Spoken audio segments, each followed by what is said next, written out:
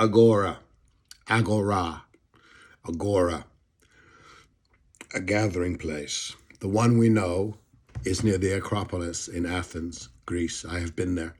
The agora is the Athenian one, but they were part of every city in the old days and before. A marketplace, multifunctional, maybe like the savannah near the village before, or the village green after. It is where democracy happened, along with the trade, barter, street musicians, athletes, and prostitution. Outside, the pot and the potsherds, the stoa and the rostra, the meeting place where we'd gather and shout at each other, maybe, then cast our shard. Also a religious place, a place of religious ceremonies. Every town had one, a large open place. The place where work was completed, deals were struck, rhapsodes sang, and philosophers competed for our convictions outside under the sun, soldiers trained. It seems to be still with us in a little bit. Boston Common, Covent Garden in London, Smithfield in London, the meeting place, theatres in the old cities of the Mediterranean, and the wide ways to get there, to walk there. I was in Florence in 2020 and stayed in the old city, and it is stunning but imposing. Everything is indoors, close and dark, and the churches, the Duomo, create canyons. Something is bigger than us, we are small. It was weird to feel the tradition and beauty and compare to my impression of Athens as open and sunny. The tradition that permeates every city I have walked in since I was walking alone. In the Piazza del Duomo there are statues. The pagan ones are naked. The Christian ones are covered head to toe. The pagan ones are defiant, heavily muscled, looking out and up and about over the shoulder, carrying severed heads of monsters once or twice. The Christian ones, like Dante, are tall and thin and ascetic, their heads down, pensive, thoughtful, and humble. The piazza is likened to the agora or the common, but it doesn't feel like it. It feels inescapable, with the Duomo lowering. Without value judgment, it is a place of submission, to kneel, to worship, to beg, maybe for a funeral, a place of pickpockets and stabbings. And if the local gendarmerie marched down one of its conduit streets, the way out would be a squeeze, a place to acknowledge authority, not to challenge it. Perhaps all humans in Athens or the savannah in Tanzania did not talk in the assembly, but they are meant to. And it wasn't secret, no walls or doors to close. You might be buying apricots and hear Pericles booming away, or Socrates snickering in that corner in front of his stonemason's shop. It seems for a long, long time like this existed in many places naturally. It's what you did in a village or a city. Not a lot of secrets. When Achilles and Agamemnon had their big argument, it was in front of the whole Greek army. It seems to have been a thing that was done. It might have been a royal pronouncement that Achilles interrupts, but it isn't presented like that in Homer. The meeting of the clans happens after a plague has killed a lot of them, to discuss why and what to do. It is a seer confesses the truth behind the plague. It is the king's fault, and he says so, the seer, and he lives. It is not a press conference where the press are told and then report. It is a good old Barney, as the Cockney says, and it nearly becomes an assassination of a king. No special forces surround him, chosen for being taller than Agamemnon. He's supposed to stand up to Achilles alone or lose face. A goddess appears and stops the kill. Everybody knows the king is guilty. That is not the question, nor is his punishment. Something has gone wrong, and the soldiers meet to consider what to do. Then the spat happens. Later on, offices that were doled out in the agora by lot were sought after, and the campaigns began. And this we have mistook for democracy, campaigned for, and the considerations went indoors. It becomes elitist. We have elites on elites, and we have no agoras.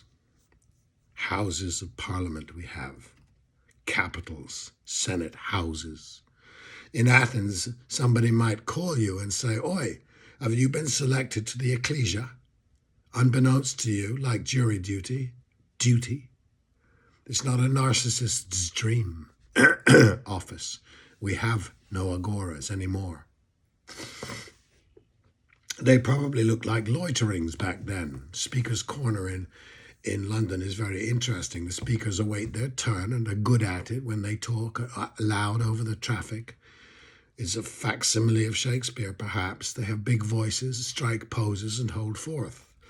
I never saw a dialogue, just the holding forth, and then a way to think and drink and maybe discuss, like we were diminished by the nerve and charisma of the speakers, a syndrome, a dangerous one.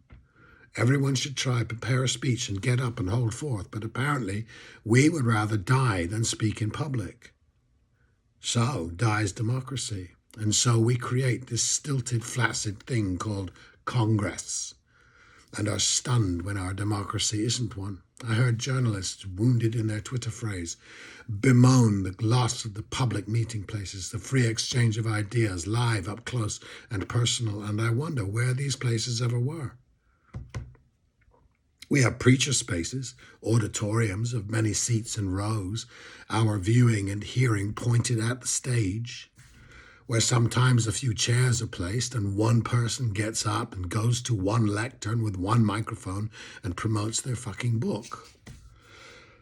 Is that the form of democracy with a Q&A? We only have time for one more. We are not Democrats, we are spectators. How much bruising humiliation went on in the agora. Sometimes it came to blows and even assassinations, which seems to have been a risk forever in public meetings. Unhappy journalists pine for. So was the agora the internet of 2,500 years ago? Were its participants nicer to each other because they were face-to-face? Were the discussions conducted in a more serious, less demeaning manner? In my imaginings, all I have, the difference would be the sense of placing to an audience and the sense that the space was not owned by someone trying to control the discussion or provoke the discussers. Most of the male citizens of Athens were trained in arms, wrestlers, boxers, a buff bunch, maybe rowdy. The surviving eloquence is interesting. Compared to the Roman stuff, it is more respectful than the Roman. It seems it's in the Ciceros and Catos more about aristocratic rights and Romanness. But this might just be imagining. The point being that it was a forum that would have reflected all the good and bad of the culture.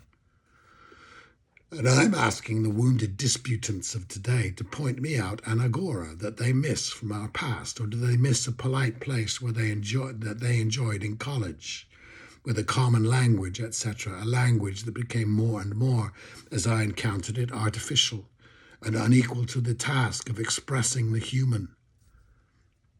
It came to express a person we desired to be, not who we were, a neutral, a sexless, faux, calm, willowy thing. I guess it is that we create a self rather than become one. Model the self on previous created selves. Terrifying. The created self is never easy, though they might play easy. I think these artificers become shot full of holes without the toughness or resources to transform. And these resources are given us right away and on entering the air after mum. Transformation is the greatest of gifts we humans have. When newness floods the psyche and the heart, so it doesn't allow the dream that we build steadily from A to death. Accumulating, so we train away, creating a person. No one allowed him or her to fall apart and rebuild. And then they crave and they miss the silence of obedience. And all of those chairs turned monoculturally toward the lectern, reducing democratic discussion to a muted Q&A where citizens ask the stars what they should think, a safe space. Then this space becomes our agora, which is no agora at all. I remember years ago when BLM confronted Bernie at a rally and Hillary a bit later, August 8th or 9th, 2015. Their reactions were definitive. It has been interpreted many ways. On the day Bernie gave them the mic, agora, the media fumed. This was undemocratic. It was completely democratic. It's never been so fucking democratic. It has come to this in our representative fugue. Only one man has the right to speak, the rest of us to listen. It is the way we play. It is what we accept, the teacher and the taught. It is a kindergarten democracy. If you think the internet is annoying, you'd have hated the agora.